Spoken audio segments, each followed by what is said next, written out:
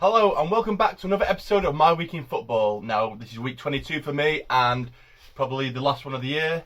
And so far it's been so great. Obviously it's Christmas period at the moment and, games aren't thick and fast. Well, they are actually, but we've got a few away games and stuff, so I've not managed to go to a lot. But I did manage to get to 3 games, which is pretty good. Obviously the 18s and reserves have stopped playing now till the new year, so luckily there was a friendly game against AC Milan for the under-18s, which is basically the under-23 team because obviously our 18s and our 23s are so young. So we played AC Milan at Lee Sports Village on the Friday, which was a really good game actually. The likes of Diego Dallo played, Taif Chong and Angel Gomez played, which was not controversial, but it was interesting to see because obviously there's contract disputes with them too, and we're not really sure what's going on. But anyway, never mind about that. Let's talk about the game. First goal came. Ethan led to Damani Mello, who did really well in the 33rd minute to put us 1-0 up.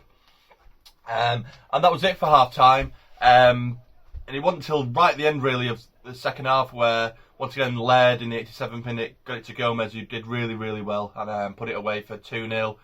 And then in injury time, Taif Chong, running in the box as he does, gets taken out, wins a penalty, and 5 minutes into injury time, he steps up and takes a penalty, scores it, and we win 3-0. And it was a really good game. I think Paolo Maldini's son was playing for AC Milan. But it was a good run out for Dallo. Obviously, he's not played in a while. Chong, say Gomez.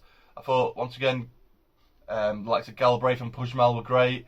I think they really, really stepped up because obviously the likes of like Jimmy Garner and Dylan Levitt, they've been like the mainstay of the midfield. Obviously Dylan's injured and Jimmy's like with the first team. So them two are there now, and I think they're doing phenomenal. I really do. I think them two are some partnership, and it's going to flourish. But that was it for Friday. The next day, I went to Stalybridge, got the train there, and to watch Stalybridge against Micklover Sports in the Northern Premier League. I think this is tier 7 or 8 of the football pyramid. But I went to watch Alex Forgetech because obviously he's on loan there. He's played every game so far. And he got to the best starts for Stalybridge. Darius Osei, he gets a goal in the 28th minute. And they look good really, Stalybridge, until just one incident where Stuart Beavon, the ball comes out to him he's on the right hand side. Ball's floated over to him and he takes it on the volley from outside the box at a tight angle and just unbelievable. Chips over Alex and it goes in the back of the net, and it was just a freak goal. Really, I don't know if he meant it or not, but what a goal it was. Got to 1-1 and then it kind of went downhill after that for Stalybridge. Alex made an amazing save that could have stopped an own goal. Just tips it round the post, and then the resulting corner, they scored from the corner. It was unfortunate, really, and then it got even worse. Bad defensive error.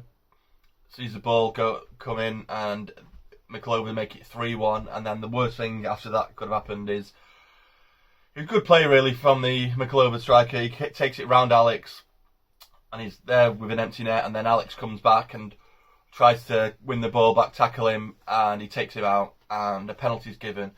But Alex was shown a red card, which I thought, wasn't the case. Obviously, last season it would have been, but it was a genuine attempt at the ball, and it should have been a yellow card. Very unfortunate. Obviously, went to watch him, and he's conceded 3, and he's been sent off. But these things happen. He goes off. I think one of the defenders goes in goal, or one of the outfield players, I'm not too sure. They get a penalty and blast it over the bar. And it stayed at 3-1.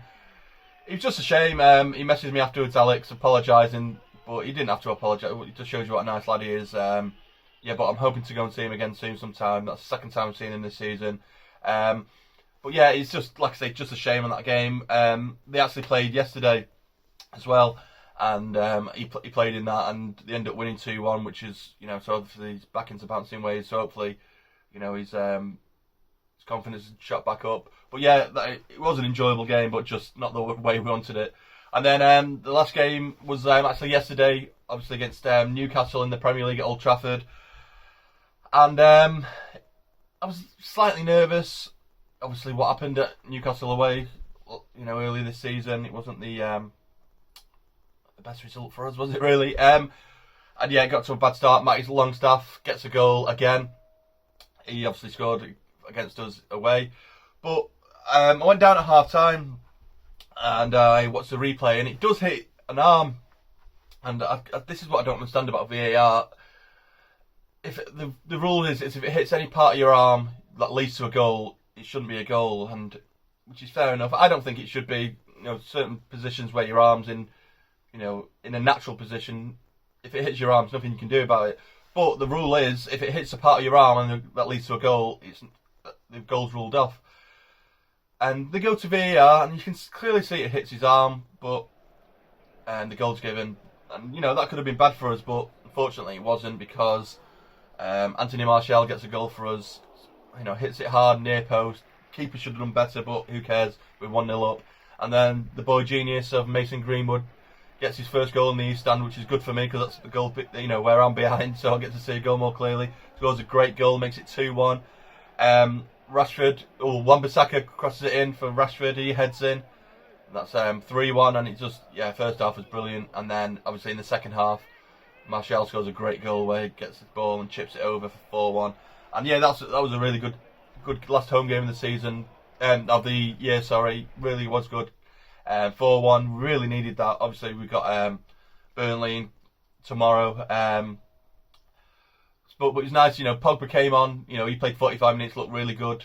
McTominay played 45 minutes and went off, so I thought originally that, obviously resting him for the Burnley game, but it turns out he's tore his ligament in his knee, which is upsetting, but it's just one of them. But just the front three at the moment, and we've even got Daniel James who can play there as well. It's just, we look really good at the top. I mean, obviously Liverpool have probably got the best attackers in the league, but I think we're close. Them front three are just amazing, and if we can sort out the rest of the team, I think not much to worry about. Obviously, we're not playing the best at the moment, but I think it's a couple of things, and that team will be amazing, because the goals we can produce. And like I say, Pogba coming back, love him or hate him. I mean, I personally love him, but what a player he is! You can see when he's on the pitch, he's the best player on the pitch. So if we can keep him and keep him happy, we're going to be a special team.